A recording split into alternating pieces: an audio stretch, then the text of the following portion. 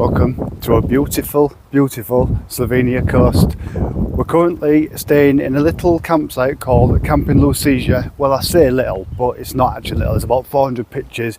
It takes you 15 minutes to walk down there. But what I'm going to do, I'll do a little review later in the video so you can just see what we're talking about. But we've got a sea pitch over there in the distance. Just literally our back doors open out into the sea, the island. We're going to a place called PIRAN today. So we're just leaving the site now. I'm going to go get a bus. That's our bus for the day to PIRAN. Well, we've just got off the bus now and we are in PIRAN.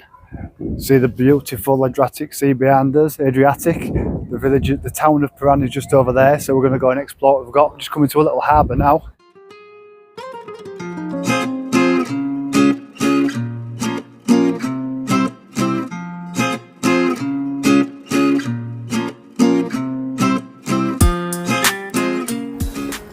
Walking down this area is now called PIRAN Point, which is the furthermost little point out into the sea. It's more of a harbour really, but just going out into the Adriatic. So this red building, I think it is one of the viewpoints on the walk we're doing actually.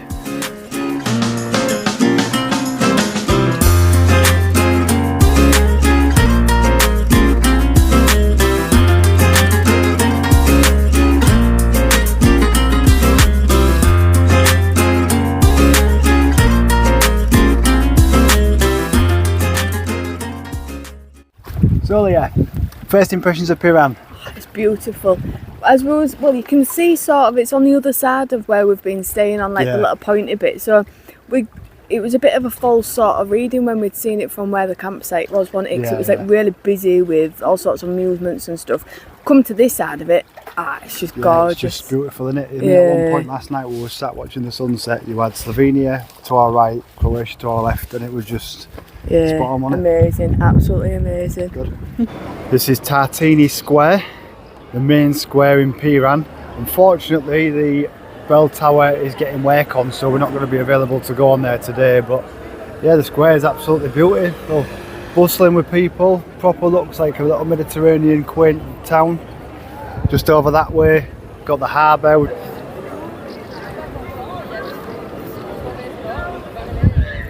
And you'll see there's bars and restaurants absolutely everywhere, pizzerias, people out having coffees, croissants, people even having a few beers. So I mean, it's the weather for it, innit? But yeah, this is a lovely area.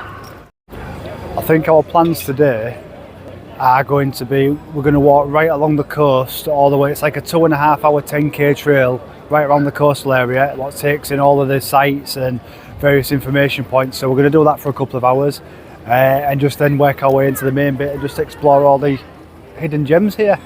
Well, one thing I will say about PIRAN, it's absolutely buzzing. It's 11 currently. All the bars are full, all the restaurants are full. People are drinking Aperol spritzes, beers, a lot of cyclists around doing a cyclist tour of the island. This behind me is one of the must-see sites here. It's some sort of church in it, but I don't know what church, so I'll let you know that now. But yeah, it's very nice, lovely on the sort of point of the island.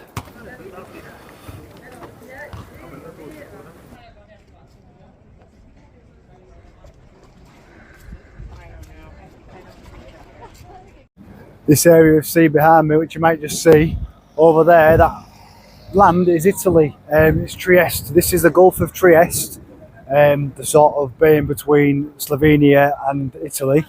But yeah, this is really, really nice. The wind's changed direction slightly because it's blowing a lot more this way, a lot more wind, but it's still lovely and warm. And yeah, this is just, say Italy over there, we're on Slovenia, and then over there, just over around that corner, is Croatia. So this is pretty much in the middle of everywhere.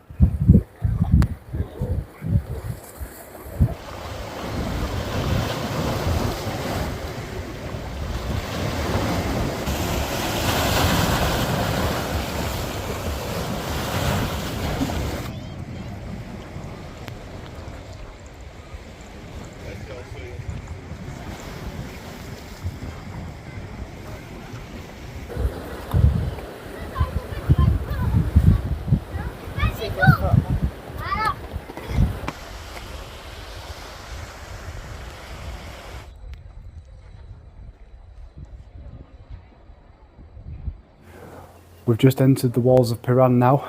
There's a €3 entrance fee per adult, which seems pretty reasonable to be fair. We're actually ever so slightly out of PIRAN. PIRAN is down there with all the terracotta tiles, so we're about a 5-10 minute walk. The white building just down there, the main building, is the main, like a government building of Tartini Square, which was named after Giorgino Tartini, a famous violinist and composer from this area.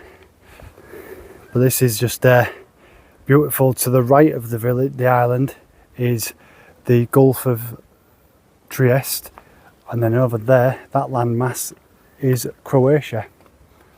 There's quite a few of these turrets and things left intact, which is surprising because I think it said on the notice board this was built in the 13th century.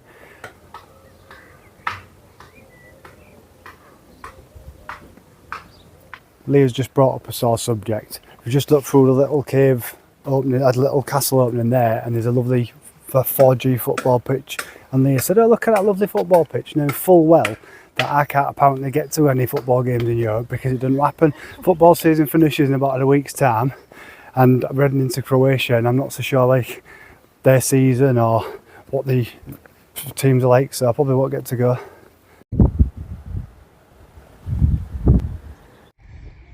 So these are the views from the top of the castle wall. It's just spectacular up here, it really is. Are they the steepest steps you've ever seen? Jesus, I've got my feet wrong way around as well. We've just done the walls of PIRAN, or the wall of PIRAN. Basically about 50 metre stretch of wall you can walk along and then come back. So is that right? The views were good though. So what we're going to do now is just go and find somewhere to eat. We've seen a couple of bars and a couple of restaurants on the actual coast, the side which is less windy. So we're going to go there and have a beer and maybe have something to eat, maybe something local or some seafood or something. She won't because she's a vegetarian. Boring. About to find our little restaurant now on this area. There's a few bars around actually. We're going to pick one. Pick one of these two, either this one here or this one with the white one, which looks quite good. See, this is I've got to live with. I can't even have my beer by the coast because she's setting it up for pictures, look. But the way I think of it is that if you have enough beers, you forget what you've done, so if you take photographic evidence. And we've got free dinner, look, we've got some crisps.